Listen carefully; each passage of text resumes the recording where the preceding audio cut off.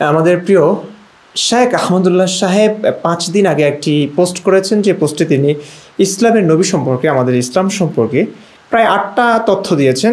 এই ৮টি তথ্যই ভুলে ভরা, এবং কেন ভুল, কিভাবে ভুল, আমি সেগুলো রেফারেন্স সহ ৩ পর্বের ভিডিও বানিয়েছি। তা আমি সেখানে শ্রদ্ধার সঙ্গে বলেছিলাম যে শায়েখ আহমদুল্লাহ সাহেব, আপনি কোন ইসলামের কথাগুলো বললেন, আসলে আপনি কোথা থেকে এই কথাগুলো বললেন, এগুলোর জবাব আপনার কাছে চাই আমি।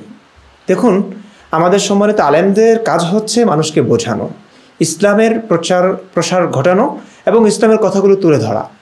এবং ইসলামে কখনো বাধা আসলে, ইসলামের সমালোচনা যদি কেউ করে, সেই সমালোচনাটা আসলে কেন করছেন তারা, যৌক্তিক সমালোচনা কি না, কিংবা এর কারণে, এই সমালোচনার কারণে কোনো মুসলিমের, কোনো মুমিন বান্দার ক্ষতি হচ্ছে কিনা, বিভ্রান্ত হচ্ছে কিনা, সেই জিনিসটিও কিন্তু বিবেচনা রাখা উচিত, এবং এই কাজটিও তারা করে থাকবেন আশা করি।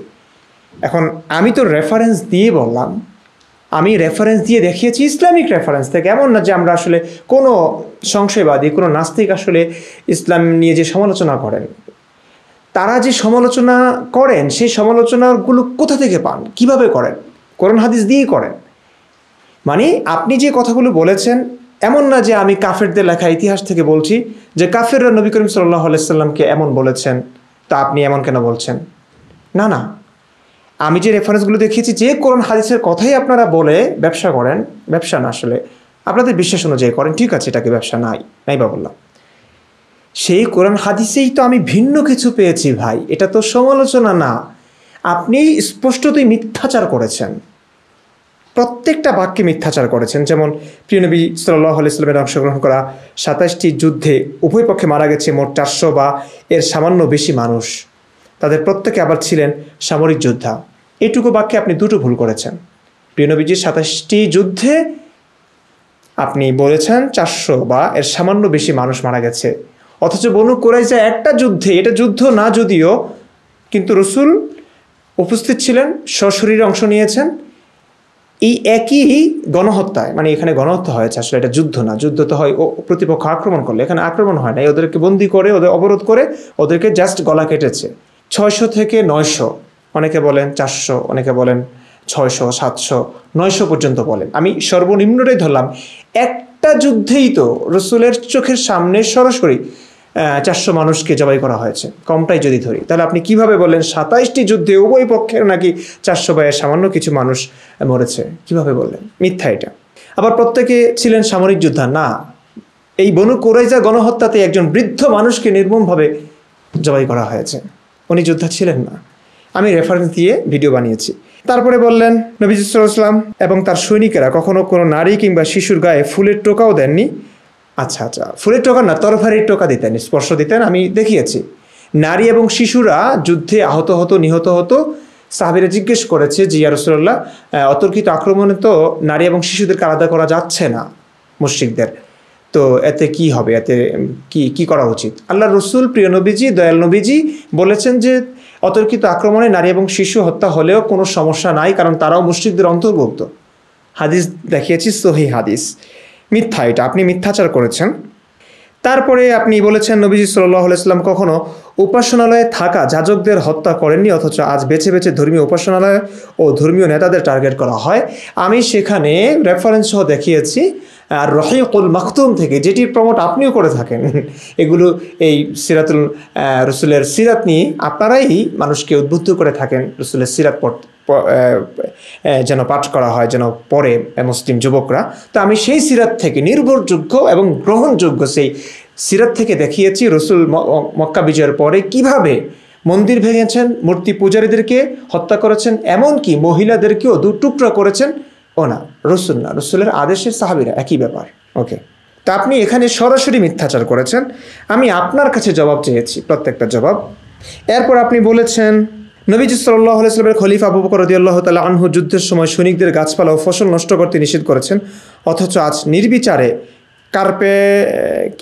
কার্পেট বোমা মেরে পরিবেশ ও প্রকৃতি ধ্বংস করা হয়। কার্পেট, ওকে, আমি বুঝি না কার্পেট বোমা কি, আসলে আপনারা বুঝবেন, এগুলো আপনাদের কাজইগুলো। আচ্ছা, যা হোক, এখানেও আপনি মিথ্যাচার করেছেন, নির্লজ্জ মিথ্যাচার শায়েখ। আপনি কিভাবে এই কথাগুলো বলতে পারছেন? আমরা দেখেছি আবু বকর না, আবু বকর এতটা সভ্য হতে পারেন, কিন্তু আমাদের প্রিয় নবীজির আদেশে গাছপালা জ্বালিয়ে পুড়িয়ে দেওয়া হয়েছে। নিষ্পাপ, গাছে তো পাপ নাই, তো এই গাছগুলোকে পুড়িয়ে দেওয়া হয়েছে, খেজুর বাগান পোড়ানো হয়েছে, কাটা হয়েছে। এগুলো আমি রেফারেন্স সহ দেখিয়েছি। এখন আমি তো সহি হাদিস থেকে দেখিয়েছি, এই ইসলামের সহি অথেন্টিক সোর্স থেকে দেখিয়েছি। আপনি যে বললেন রসুল কিংবা সাহাবীরা এমনটা করেনি, আপনি কোথা থেকে বলছেন? কোন ইসলাম প্রচার করছেন?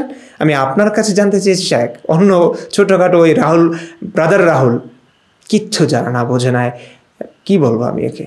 তো একে দিয়ে আপনি বলান কি করতে? আপনি বলুন না, আপনি বলুন, সমস্যা কি? আপনারা ইসলাম প্রচার করছেন না, আপনার দায়িত্বের মধ্যে পড়ে না এটা? রেফারেন্স দিয়ে দিয়ে ধরিয়ে দিয়েছে 8টা ভুল একই পোস্টে, প্রত্যেকটা ভুল দেখিয়েছে। আপনার উচিত না আপনার সমালোচনা এড়াতে, কিংবা আপনি পরিষ্কার হবেন না আপনি জনগণের কাছে? নাকি ব্যবসা ভালো যাচ্ছে বলে মানে কি? আমি দুঃখিত এভাবে বলার জন্য। আমি কি বলবো আর? আমি আপনার কাছে জবাব চাই শায়েখ, আপনার কাছে। আপনি বলেছেন নবীজি সাল্লাল্লাহু আলাইহি ওয়াসাল্লাম লাশের সাথে অমানবিক আচরণ করতে নিষেধ করেছেন, অথচ আজ মৃত লাশ নিয়ে পৈশাচিক আনন্দ করা হয়। কোথায় করা হয় কি জানি, কিন্তু সাহাবীরা করতেন। নবীজি লাশ দেখে, মৃত লাশ দেখে খুশি হতেন। মানুষের মাথা, শত্রুদের মাথা কেটে রসুলের কাছে আনা হতো, রসুল আলহামদুলিল্লাহ বলতেন, খুশি হতেন। তারা সাহাবীরা, রসুলের সাহাবীরা, সৈনিকরা মানে আনন্দের সাথে উল্লাসের সঙ্গে তারা কাফেরদেরকে মারতেন, জবাই করতেন। তো আপনি কোথা থেকে বললেন? এবং লাশের সঙ্গেও বর্বরতা করা হয়েছে। অবশ্য তখনকার কাফেররাও কিছু করেছে, কি করবে? আপনারাও করেছেন, তারাও করেছে।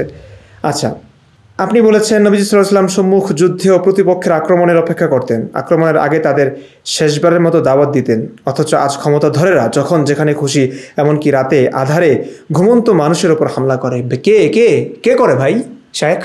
কে করে? আরে আমাদের প্রিয় নবীজি, আপনাদের প্রাণপ্রিয় নবীজি অতর্কিত আক্রমণ করতেন, ঘুমন্ত মানুষকে হত্যা করতে নির্দেশ দিতেন, সাহাবীরা করতেন। আসমা বিনতে মারওয়ানকে, আবু রাফেকে, আরও কত ইতিহাস যে আছে, আমি সেখানে অল্প ভিডিও সংক্ষিপ্ত করতে অল্পই দেখিয়েছি, 1-2টা হাদিস দেখিয়েছি, বহু আছে। তো আমি সেখানে দেখিয়েছি সহি হাদিস থেকে, ইসলাম থেকে। এখন ইসলাম তো আসলে নবীকে আপনিও দেখেননি, আমিও দেখিনি, আল্লাহকে তো আপনি দেখেননি, আমিও দেখিনি, আল্লাহ নবী কারো কথাও তো আপনিও শোনেননি, আমিও শোনেননি। আমরা তো এই যুগেরই মানুষ, একই জেনারেশনের, তো আমরা সবই শুনেছি কোরআন হাদিস থেকে, তাই না? এখন কোরআন হাদিসে আমি ভিন্ন কিছু পাচ্ছি শায়েখ, আপনি বলছেন ইসলামের কথাই বলছেন, কোথা থেকে বলছেন এটা তো বলতে হবে, তাই না? ওই স্বল্প শিক্ষিত কিছু ধর্ম ব্যবসায়ী আগে কি করতেন না, সিডি বিক্রি করতেন না, কি করতেন, এখন দেখেছে এখানে লাভ বেশি, সে এসে শুরু করেছে, মুখস্থ কিছু বিদ্যা আছে, উল্টাপাল্টা একটা মেরে দেয়, এর সঙ্গে কি কথা বলতে যাব? শায়েখ আপনার কাছে আমি জবাব চেয়েছি, আপনার কাছে জবাব চাই। আপনি একটা ভিডিও বানান না। এবং আমার প্রিয় দর্শকরা, আপনারা যাকে আমাকে ভালোবাসেন কিংবা ঘৃণা করেন, আমার কথায় গালি বা তালি যাই দেন না কেন, আপনাদের প্রত্যেকের কাছে অনুরোধ, আমি তো এখানে গালিগালাজ করছি না, আমি তো এখানে উচ্ছৃঙ্খল কিংবা বিশৃঙ্খলা সৃষ্টি করছি না। আপনারা শায়েখের কাছে শ্রদ্ধার সঙ্গে, সম্মানের সঙ্গে ওনার কাছে জানান, এই ভিডিওটা দেন যে শায়েখ আপনার প্রত্যেকটা কথাই ইমরান বিন বশির রেফারেন্স দিয়ে দেখিয়ে দিয়েছে যে আপনি মিথ্যাচার করেছেন। এখন আপনি একটু ক্লিয়ার করুন, আপনিও রেফারেন্স দিয়ে দেখিয়ে দেন যে ইমরান বিন বশির ভুল, আপনি ঠিক আছেন। কিছু তো একটা দেখাবেন না, কি চুপ আছেন কেন শায়েখ? শ্রদ্ধার সঙ্গে বলছি, ভালোবেসে বলছি, আপনি এই প্রত্যেকটা মিথ্যাচার কেন করলেন, কিংবা কোন জায়গা থেকে করলেন, কিভাবে বললেন এই কথাগুলো, একটু ক্লিয়ার করবেন শায়েখ। আমি 3টা ভিডিও বানিয়েছি, আমার অনেক সময় লাগছে। আপনারা তো আছেন, পরিবার আছে, নিজ দেশে আছেন, প্রচুর মানুষের ভালোবাসা পাচ্ছেন। আজ আমরা ইসলামের কথাগুলো বলছি, রেফারেন্স দিয়ে বলছি, তারপরেও মানুষ বিশ্বাস করছে না। চিন্তা করুন, ধর্ম ব্যবসা, আমি আসলে আপনাদেরকে দোষারোপ করছি না, কারণ মানুষের অবস্থা যখন এরকমই, এই সহজ সরল মানুষদেরকে বোকা বানিয়ে যখন নিজ দেশে থাকা যাচ্ছে, জনপ্রিয়তা বৃদ্ধি পাচ্ছে, লাখ লাখ টাকা হচ্ছে, কোটি কোটি টাকা ডোনেশন আসছে, তা আপনারা কেন করবেন না? আমি আপনাদের লোভটা, আসলে লোভ ভালো কিছু না, কিন্তু আপনাদের লোভটা কেন হয় সেটাকে আমি ক্ষমা দৃষ্টিতে দেখছি, কারণ এটা খুব স্বাভাবিক। কিন্তু আমি পারিনি, আমিও পারতাম আপনাদের মতো কথা বলতে, আমি জানি এগুলো, আমি পারিনি আর কি। কারণ যে কথাগুলো বলতে গিয়ে মানুষের মৃত্যু হচ্ছে, আমি পারিনি আসলে। লাশ দেখে, রক্ত দেখে, জ্ঞানীগুণী মানুষদের রক্ত দেখে আমি আর পারিনি ব্যবসাটা করতে। আমার বিবেক বাধা দিয়েছে, আমি পারিনি। তো যাই হোক, এখন আপনাদের কাছে হয়তো অত মানুষ কৈফিয়ত চাইবে না, কিছু মানুষ চাইবে, এবং জনসচেতনতা বৃদ্ধি পাচ্ছে, অনেক পাচ্ছে শায়েখ। আমি বলবো প্রিয় ভাইয়েরা, আমি আপনার শত্রু নই, আপনাদের শত্রু নই।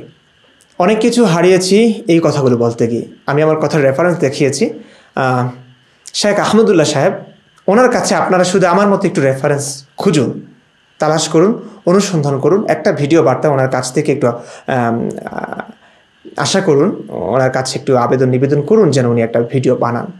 আমি একটু দেখতে চাই, আমি একটু জানতে চাই, বুঝতে চাই যে আসলে আমার ভুল না ওনার ভুল, কিংবা আমি ইসলামের অনেক কিছু নাও জানতে পারি। তো উনি কোথা থেকে বলছেন, অন্য কোনো ইসলাম আছে কি না, মানে ওনার কাছে আকাশ থেকে ওহি আসে কি না এখন, যে না নবী করিম সাল্লাল্লাহু আলাইহি ওয়াসাল্লাম সম্পর্কে যে হাদিসগুলো, কোরআনে যে লেখাগুলো আছে, কোরআনটা ভুল, এটা ভুলে লেখা হয়ে গেছে, হাদিসে ভুলে লেখা হয়ে গেছে। ওনার কাছে এখন কোনো জিব্রাইল কিংবা মিকাইল কিংবা আজরাইল অন্য কোনো ফেরেশতা ওনার কাছে আসে কিনা, আমি একটু জানতে চাই, একটু জানতে চাই। জানতে চাওয়াটা কি অন্যায় নাকি সাহেব? জানতে চাই, বুঝতে চাই। মাহফিল আপনারা ওয়াজ করেন না, এত টাকা দিয়ে আপনাদেরকে নেয় না, তো ও তো জানতে চায়, আপনারা জানাতে চান, তো আমাকে জানাতে চাচ্ছেন না কেন? আমার সঙ্গে হাজার হাজার লক্ষ লক্ষ মানুষ জানতে চাচ্ছে, জানান না, জানান না।